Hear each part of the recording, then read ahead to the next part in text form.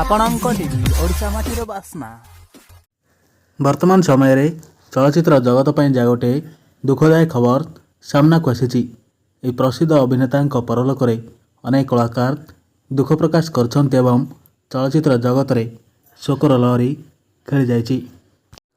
ଏହି ଲୋକପ୍ରିୟ ଅଭିନେତା ଅଭିନୟ ପାଇଁ ସାରା ଦୁନିଆରେ ପ୍ରସିଦ୍ଧ ଲାଭ କରିଥିବା ଅଭିନେତାଙ୍କର 78 ବର୍ଷ ବୟସରେ ସେ ପରଲୋକ ଘଟିଛନ୍ତି।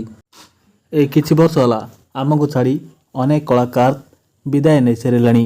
ଆଉ ବର୍ତ୍ତମାନ ସମୟରେ ଏକ ବଡ଼ ଦୁଃଖଦାୟୀ ଖବର ସାମ୍ନାକୁ ଆସିଛି। ହେଲେ ପରିବାର ଲୋକ ମୃତ୍ୟୁର ପ୍ରକୃତ କାରଣ ଦର୍ଶାଇ ନାହାନ୍ତି, କିନ୍ତୁ ସେମାନେ ସ୍ପଷ୍ଟ କରିଛନ୍ତି ଯେ ନିଜର ପ୍ରିୟଜନଙ୍କ ଗହଣରୁ ଶାନ୍ତିରେ ଚାଲି ଯାଇଛନ୍ତି। ଯେତେ ଯେତେ ପ୍ରଶଂସକମାନେ ତାଙ୍କର ସୁନ୍ଦର ଆକ୍ଟିଂ ଯାତ୍ରାକୁ ମନେ ପକାଉଛନ୍ତି, ସେତିକି ତାଙ୍କର କ୍ୟାରିୟର, ଆୟ, ପ୍ରପର୍ଟି ଇନଭେଷ୍ଟମେଣ୍ଟ ଓ ଫାଇନାନ୍ସିଆଲ ଦୁନିଆ ବିଷୟରେ ବିସ୍ତୃତ ତଥ୍ୟ ସାମ୍ନାକୁ ଆସିଛି।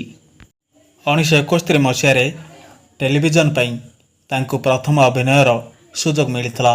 1977 ମସିହାର ଫିଲ୍ମ ଡ୍ୟାନ୍ସରେ ଲିଡ୍ ରୋଲ୍ରେ ମିଳିବା ପୂର୍ବରୁ ତାଙ୍କର ଅନେକ ଟିଭି ଫିଲ୍ମରେ ରୋଲ୍ ମିଳିଥିଲା। 1993 ମସିହାରେ ଫିଲ୍ମ ଜୁରାସିକ୍ ପାର୍କରେ ଡା ଏଲ୍ ଗ୍ରାଣ୍ଡର ତାଙ୍କର ରୋଲ୍ ବୋଧହୁଏ ତାଙ୍କର ସବୁଠୁ ପ୍ରସିଦ୍ଧ ରୋଲ୍ ଥିଲା। 78 ବର୍ଷ ବୟସରେ ଚାଲିଗଲେ ଜୁରାସିକ୍ ପାର୍କର ଅଭିନେତା ସିମ୍ ଲିନ୍। ତାଙ୍କ ପରଲୋକରେ ଅନେକ କଳାକାର ଦୁଃଖ ପ୍ରକାଶ କରିଛନ୍ତି ଏବଂ ଚଳଚ୍ଚିତ୍ର ଜଗତରେ ଶୋକର ଲହରୀ ଖେଳିଯାଇଛି।